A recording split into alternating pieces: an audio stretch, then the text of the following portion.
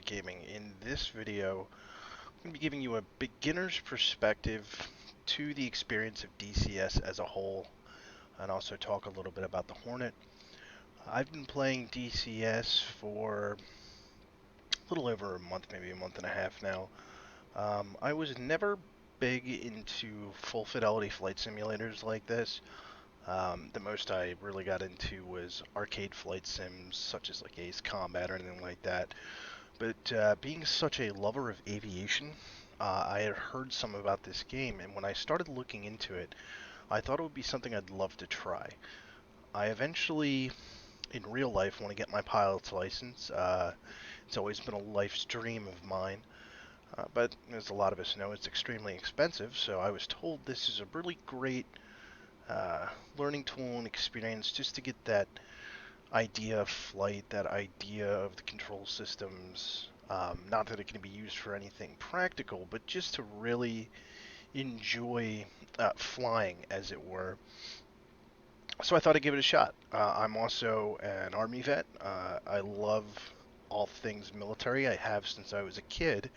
So that's why I chose this over Microsoft Flight Sim. So let's get into it.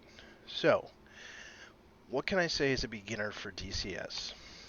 It's a tough game to learn. There are two types of simulators. You have your full fidelity and non-full fidelity flight sims. The non-full fidelity flight sims, such as FCS, the systems in the cockpit usually aren't clickable. You can't do much. It's very basic. It's good for flight um, beginners. But I decided to go right into a full fidelity flight sim because I figured this is going to be something I'd really want to get involved into, so I might as well jump in with both feet. That was a bit of a challenge. Luckily, there are some great resources out there, such as the Grim Reapers, Jabbers. They do some great videos, but plan to spend a lot of time reading and watching videos on how to do certain things. The tutorials on a lot of these aircraft are okay, but not great. So if you don't do the outside homework, it's going to be a lot of guesswork and a lot of frustration. Even when you do that, it is going to be a lot of frustration learning the limitations of the aircraft, the systems of the aircraft. Like I said, I have only, I would say, scratched the surface of the full capabilities of the FA-18 Hornet. Right now, I'm just trying to master basic flight before I actually get into the combat section. I have played around with the weapon systems, but I haven't gotten full involved with them yet. I haven't tried any of the campaigns. At this point, it's more of just a learning experience. So just know that going in, because you are going to be investing a decent amount of money into a simulator like this. The modules themselves are expensive. You can spend anywhere from $40 to $80 on a full fidelity module. I personally like the Hornet because it allows you to do both ground missions and naval missions, meaning landing and taking off from an airstrip and landing and taking off from the carrier. The new super carrier module is phenomenal, but again, that is another $34. I think it was $34.99 or 35. I can't remember on Steam. But it is something to consider, is the money you're going to be spending into this. Also, to actually get the full experience, you're definitely going to need a HOTAS. If you don't know what that is, that's a stick and throttle. This is really not something you can do with just a mouse and keyboard, although it is possible. Same thing with a controller, such as like an Xbox controller. It's possible, but it's really not recommended because you're already spending $60 to $80 on a module that's extremely complex. You need to try to make it as easy as possible to fly. And also, if you're going to spend that much money, I would assume that you're already involved enough that you want to get the full experience. So that's definitely what you're going to need to start as a stick and throttle. You can also get rudder pedals. I personally just use a Thrustmaster T-Flight HOTAS X stick and throttle, so a HOTAS, and it has, as I see me using the rudders here, well, I'm banking right now, but because the rudders aren't that drastic, but if I look down, you can see them moving. It's actually got a twist function in my flight stick that allows me to do that. So that's at a minimum. I would also highly recommend something like the Track IR. You can check a video for the Track IR on my channel review of it. That's where you're seeing me look around right now, where I can zoom in and check everything out. It really helps, not so much just with immersion. It absolutely does. Excuse me, I had to adjust to my chair there. But it also actually helps the flying because it takes one less thing that you need to do with your hands. If you didn't have Track IR, you'd have to map the POV to your hat switch, which is a movable switch on the top of your joystick, which takes away from functions you could use that for, such as weapon selection or sensor movement, the sensor module movement, which you're going to need once you start getting more involved into the actual combat side of the digital combat simulator.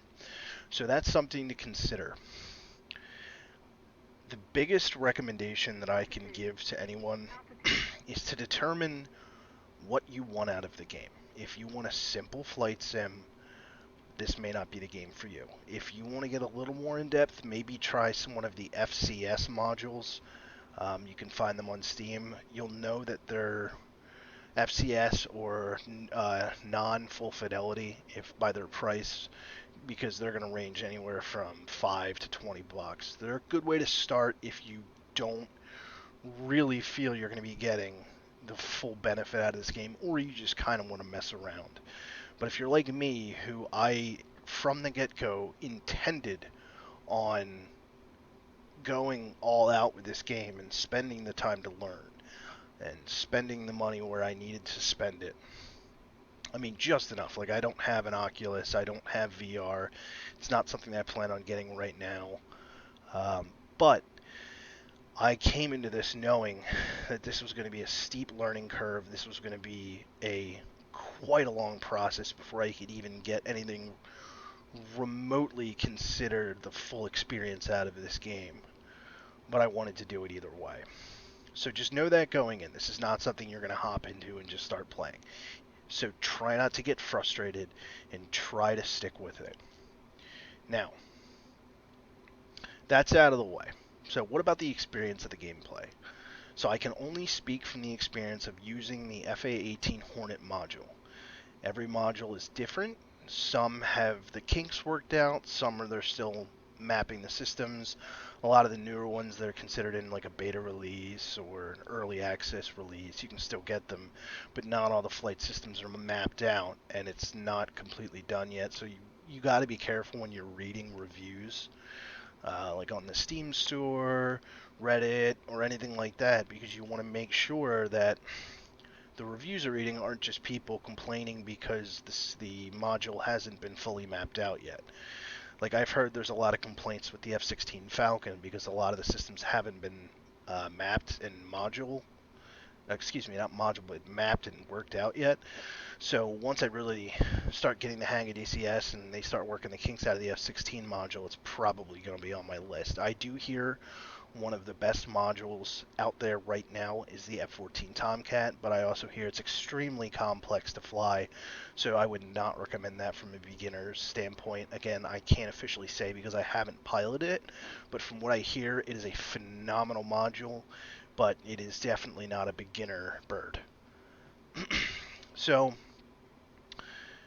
that's what I have to say about this. It's mostly about what you want to get out of it, and what you want to do with it. It is tough. It is frustrating. I have crashed so many times, but with each crash, I'm learning something. Because if I crash, I'll try to figure out why, and I'll look up other YouTubers, other people well more experienced than I. Like I said, Grim Reapers is a great resource, and try to learn from it. It's I think it's pretty cool because not only am I playing a video game, I am learning about aviation. I am learning about how to actually fly an aircraft. Learning how all the combat systems work. So it's half play, half education. So it's definitely fun. But again, there is money involved. So don't just think you're going to jump in and fly. So from a beginner, to others that either beginners themselves and are thinking about going further, or people who have never played it, just know that it takes a while to learn and master. But once you even get your feet wet, like I have, where you can really feel comfortable flying around, simple landing and takeoff. Now, I mean simple as in really not following any procedures or anything like that, but just getting the bird on and off the ground and just flying around. I've tried some of the dog fighting and some of the stock missions, and I find them to be a lot of fun, even though a lot of the times I fall out of the sky because I stall or I can't shoot anybody down. It's still a lot of fun, and I really look forward to putting in more and more time, and I hope that I can. There's a lot of groups out there, and I think um, once I'm still, you know, at a beginner level, but still feel comfortable enough that I'd want to pair up with other people, I'd like to look into other groups and try to learn from other people. So that is definitely something I plan on doing. If you want to follow my content for more, I will try to update as much as I can. My idea behind a lot of my videos is going to be a beginner passing on beginner knowledge to other beginners, and try to help people learn from my mistakes. As I say in all videos, I am by no means an expert. I don't want to be quoted as someone who really knows what they're talking about. Most of my videos on DCS for now are going to basically be me just passing on my experiences as a new pilot here, my thoughts of new parts to me, how I feel about them, maybe some gear I pick up. I hopefully when I get a better HOTAS at some point, I'll try to do a review of that. Maybe I'll do a review of the Thrustmaster T-Flight HOTAS X as a good starter. But for now, I am just going to continue enjoying the game, and I am going to pass on what I can when I can. So thank you for watching. This is Assault Strike Gaming. You guys have a fantastic night.